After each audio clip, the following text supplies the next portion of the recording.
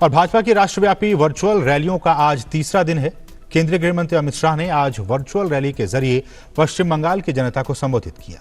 उन्होंने कहा कि देश भर में लोकतंत्र की नींव मजबूत हुई, लेकिन बंगाल में आज भी राजनीतिक हिंसा जारी है। शाह ने कहा कि 2014 से बंगाल में 100 से ज्यादा बीजेपी कार्यकर्ताओं ने जान गंवाई है और इन कार्यकर्ताओं की कुर्बानी बेकार नहीं जाएगी। 2014 से बंगाल के अंदर परिवर्तन के लिए राजनीतिक संघर्ष करते करते 100 से ज्यादा भारतीय जनता पार्टी के कार्यकर्ताओं ने अपनी जान गंवाई है। मैं बहुत संवेदना के साथ आज उस 100 कार्यकर्ताओं के परिवारों को सलाम करना चाहता हूं कि आपके परिवार का त्याग, आपके परिवार का बलिदान सोनार बांग्ला के निर्माण में एक महत्वपूर्ण पड़ाव है। इसका बहुत योगदान है और जब भी बंगाल के अंदर परिवर्तन का इतिहास लिखा जाएगा, आपके परिजनों ने जो बलिदान दिया है उसको स्वर्णिम अक्षर से लिखा जाएगा। और गृहमंत्री ने कहा कि भाजपा केवल राजनीतिक विस्तार के लिए ही नहीं बल्कि असल मायनों में राज्य को सोनार बांग्ला बनाना चाहती है। उन्होंने राज्य की ममता सरकार से कहा कि उन्हें अपनी सरकार के कामकाज का हिसाब देना चाहिए। हमारा आप हिसाब मांगती हो, मैं तो हिसाब लेकर आया हूं।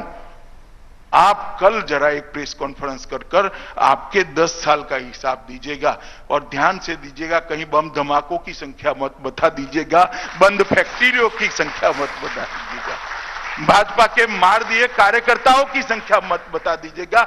हिसाब लाना है तो विकास का लेकर आइए ममता दी, मैं आपको कहता हूं कल आप हिसाब लेकर आइए। पश्चिम बंगाल की जनता को अमित शाह ने पश्चिम बंगाल में कहा कि देश भर में योजना को लागू करने की अनुमति नींव न देने के मजबूत लिए हुई, लेकिन बंगाल में आज भी राजनीतिक हिंसा जारी। ममता बनर्जी शाह ने कहा कि 2014 से बंगाल में 100 से ज्यादा बीजेपी कार्यकर्ताओं ने जान गंवाई है और इन कार्यकर्ताओं की कुर्बानी बेकार नहीं जाएगी।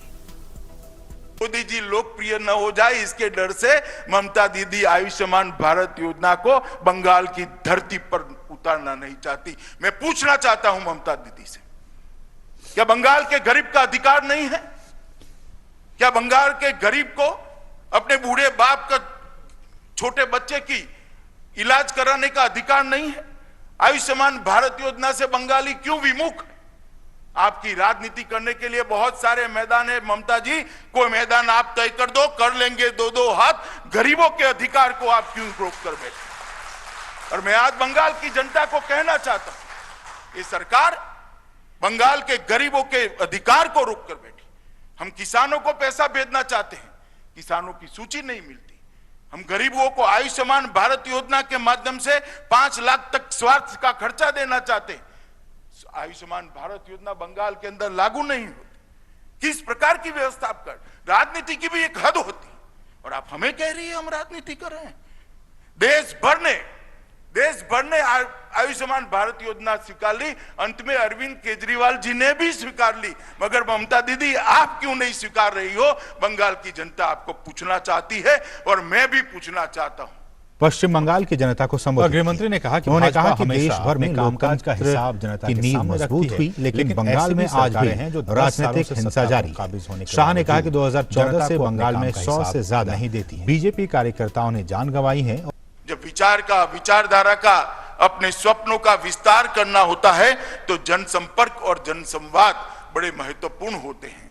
भारतीय जनता पार्टी का ये कार्य संस्कृति रहा कि जहां जहां जनादेश मिला, हमने हमेशा के लिए अपने हिसाब देने के लिए जनता के सामने हम जाते रहे। 1 साल हो, 2 साल हो, 3 साल हो, 4 साल हो, 5 साल हो, हम जनता के सामने गए और हमारा हिसाब दिया। हम वो दलों में से नहीं है जो 10-10 साल तक बैठते हैं फिर भी शिकायतें ही करते रहते हैं।